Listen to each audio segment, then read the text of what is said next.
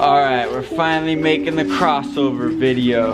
We set up a 60-gallon tank, went to Home Depot, got some sand and some rocks for the substrate. We're gonna get some plants maybe tonight or tomorrow. But right now we're just cleaning off the sand and the rocks. Me and Jason, check it out. What's up, guys? Yeah. So what we got here going is we got some cool filter sand that we're gonna start off with on the bottom. We got this at a pool supply store because we couldn't find it at Home Depot for some reason. We also got some river pebbles and some pea pebbles. This one's a little bigger and this one's a little smaller. We're just gonna throw a little bit of each into the top over the sand so the bluegills will have a nice little area to bed on. And then we're gonna take them, put them into the buckets here and rinse them, get all the dirt and nasty stuff off of them so we can put them in the pool or tanky tank. So we're gonna pour the sand into just a 5-gallon bucket with a little bit of water in there, and we just like to do a little bit at a time, like maybe a little more than that. That's probably good because there's a lot of dirt and stuff on it. It's just a lot easier to get it like really clean like that, because if you were to put a bunch in there, you definitely want to get all the dirt off of it. You end up with a bunch of dirt in your tank. You're gonna spray it down so get it all mixed up in there.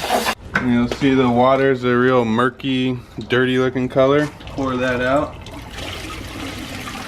And just repeat that process over and over again until the water's a clear color and you can see the sand. So this is what you want to look like in the end. You can, like I said, you can see the sand. It's pretty clear. It's not too murky or anything. Something I forgot to mention before about the pool filter sand, the reason we went with that is because it's just to start off with, it's a lot cleaner than you can use like play sand or whatever, but it gets clumpy and it's just a pain in the butt because you're gonna have to clean it way more. It's gonna take a lot longer to get to this point. That we only did this probably 5 times. Same thing with the rocks too.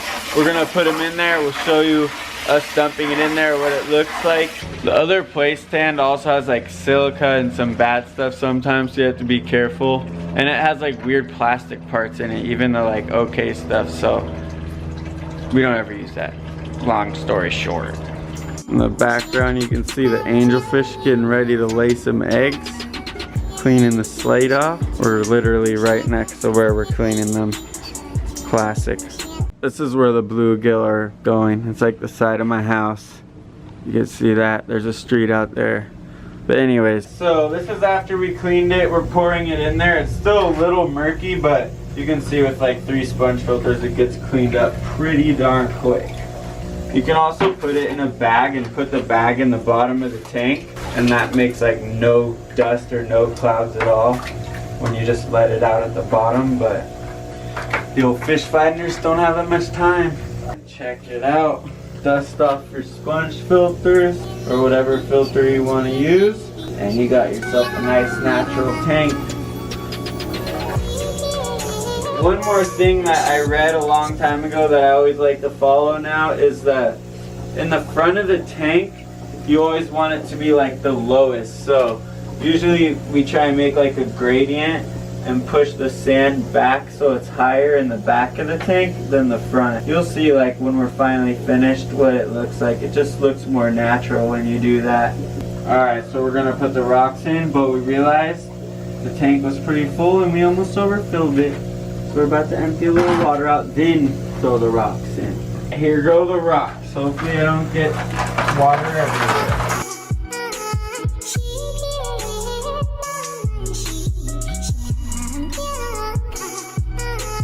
These are just some river rocks that I took from my driveway.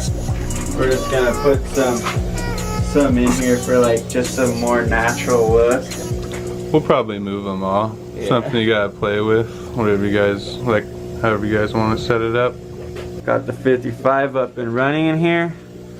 Still a little hard to see because the stupid glare, but it's getting a nice little start to it. Let's see if we can, what it looks like from over here.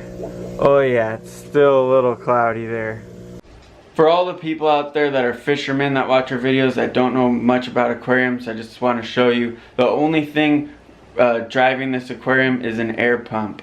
all you do is go to Petco or whatever, get an air pump, you hook up airline tube to it, and then you hook it to a little sponge filter. Ask them what that is there and they'll have it. So there's the little air pump.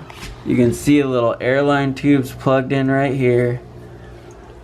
And that runs all the way back here, down into there, right into a little hole in that green tube. And that line goes down into the sponge, and the bubbles drives the water up through there, which also sucks the water through the sponge and back up. Sounds confusing, but it's not. Long story short, you can run a whole aquarium off of one little air pump, and that's what we're doing. Like we said, they were laying eggs a second ago when we were cleaning the sand. Check it out. I know the glare is really bad, but you can see there's probably like 600 eggs or something. I think they're still going. They might be done. Doesn't look like there's any bad ones, but a little bonus footage for you guys. New confirmed pair. So I forgot to film one step. We got some guppies at the store and we floated them for 15 minutes while we were eating dinner. Now we got them in the tank. We were gonna cycle the tank, or like we're using these to cycle the tank. It's crazy because there's 50 in there and it barely looks like there's any. But we're probably gonna end up putting bluegills in there soon, like tonight or tomorrow. They'll just be good bluegill food when they're ready to eat. So we got some rocks in there, we got some sand, we got this plant floating. You don't really need to float plants. We don't have that much experience with plants actually, and it's pretty cold out here, but they're growing plants at their place outside. We have no heater on this tank, and this is a nubia. Yeah, so what we're gonna do right now is we're gonna super glue it to one of the rocks, and we're gonna put it in there, and we'll show you that process right now.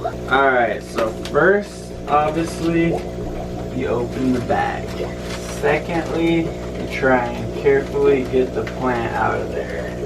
Like I said, we don't know that much about plants, but you've seen in our other tank, we have like 2 or 3 or something. Couple plants in the other tank, and they're doing pretty good.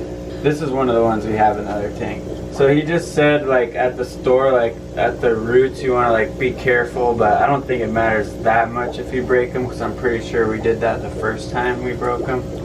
Yeah, you just don't want to smash them and destroy them. Oh, well, you're gonna break a couple. perfect.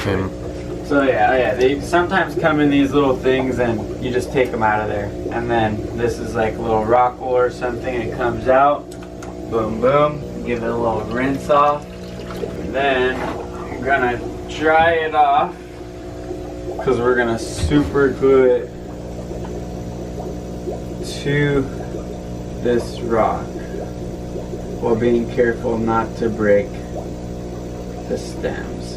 Alright, so try and get a close up on this. So this part where the leaves come out of, I think is called the rind, and that's where you put the super glue at. You don't want to bury these roots, that's what they said, or else the plant might die. So you want to super glue it on this part straight to the rock or whatever, and if it ends up being sideways, the leaves will grow towards the light most likely. So glue it to the rind. We're gonna find a good way to do it, and then we'll show you us do it.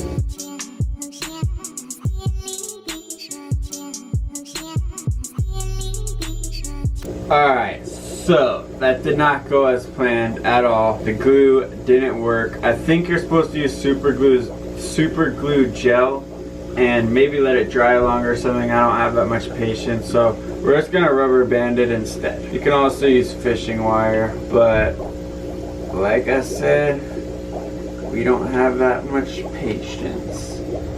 Alright, so got the rubber band on there. Doesn't look as nice, like I said. You can use fishing wire. That's a lot cleaner. It looks a lot nicer and does the same thing. Just don't tie it too tight so it like constricts everything. We're gonna put it in there for now and see what happens. Don't know if this is gonna be a permanent spot. There we go. The roots are exposed in the back. That's the plant in the tank. Can't see the rubber band too much. It's pretty obvious if you look for it, but other than that, you can't really see it. Dope. Soon bluegills will be in here. Crossover video 2017. Alright, we gotta go get more fish food. And that's right by the local pond that's impossible to catch stuff at. But we're gonna throw out and see what happens. Last time this guy got one on, what was it on?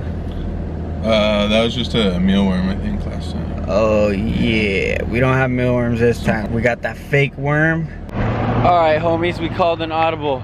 We're going to the pet store over behind that for lease sign to get some bait. We're gonna get some mealworms, maybe some shiners. I don't know if that's legal to do around here, but anyways, we'll see what we get. That's what we got right there, some little crickets. It's 15 for $1, so I don't know if it's gonna work. We're freaking from LA, so we don't use crickets for bait. It's probably pretty normal in some other places, but this is gonna be our first time. See how it works. We're gonna be at the lake in like 2 seconds.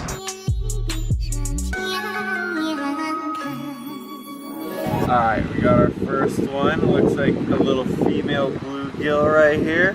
Got him off the cricket. She kind of inhaled it because it's pretty small, and I brought my bass rod so I couldn't really feel it. But if we can get it out good, we're gonna throw this in the 55 gallon at the pad. So here in California, like I said, well maybe people do, but have you ever used a cricket, Jason? Well, I guess Jason done it, I didn't even know that. But that's my first time using crickets. We just went to the local pet store and got $1 worth. So we got our first bluegill pretty much in like 4 seconds. See if we can get another one. So all we got on there is a little drop shot with probably like a 10-12 inch leader. A little tiny micro hook with this live cricket on there. That's where we got them. You can just feel a little nibble and they're on there. Alright, we finally got another one on the drop shot cricket. Let's see what we got here. Oh, it looks like a male this time, guys. I looked online and it said if they have like a red breast and a bigger like black dot on their gill, then it's usually a male. Here, let's get a little. Nice.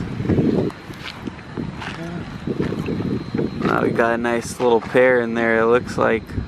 Alright guys, I ran out of memory on my thing, on my card, so Jason caught another one. Looks like another female maybe, I can't tell. It's just phone footage, but his spot's hot right now, so we got 3 in the bucket. What up? The trip was a success minus my memory card freaking was full or it's broken. I don't know. So hopefully I can get the other footage on here, but we got some bluegills in that bucket. We're about to throw them in there. Alright, so we're gonna net these guys out of this bucket. We're choosing to net them because we got these in a pond and it's really nasty, a really dirty pond. And we treated the tank already. We just want to keep as little of the nasty gunk out of the nice clean tank as we can.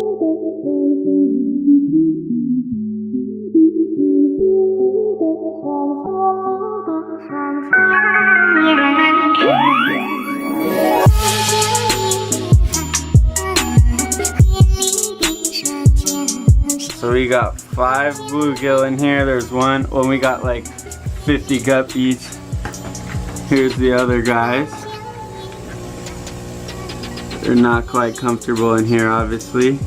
Not quite yet. Look at that though, those guys are pretty cool. We just got those on rod and reel at our local pond.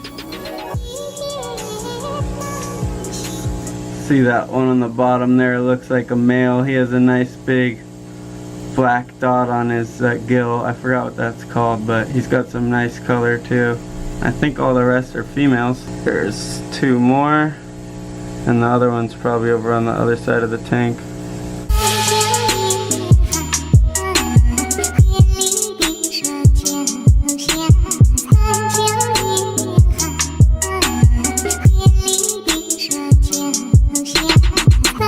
Hopefully we can get some nice driftwood and stuff to go in the tank. It's a little hard to get an angle of it because I made it so low to the ground.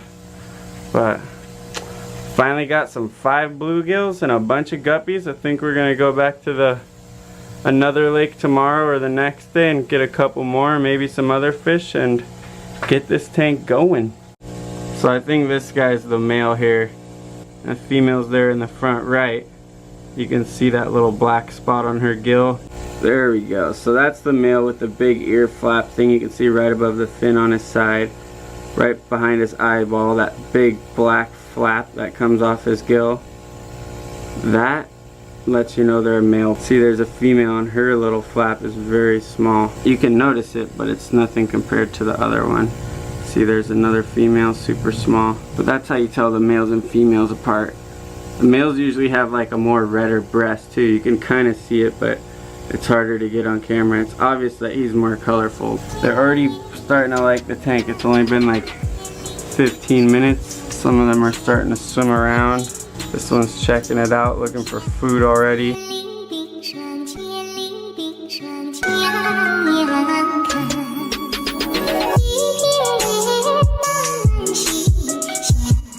Homies, it was a long day for us. Once again, we forgot to shoot an outro. Editing, and just realized that. So, gotta say, from me and Jason, who's not here, but he's here in spirit, peace out, fish homies. Catch you on the flip side.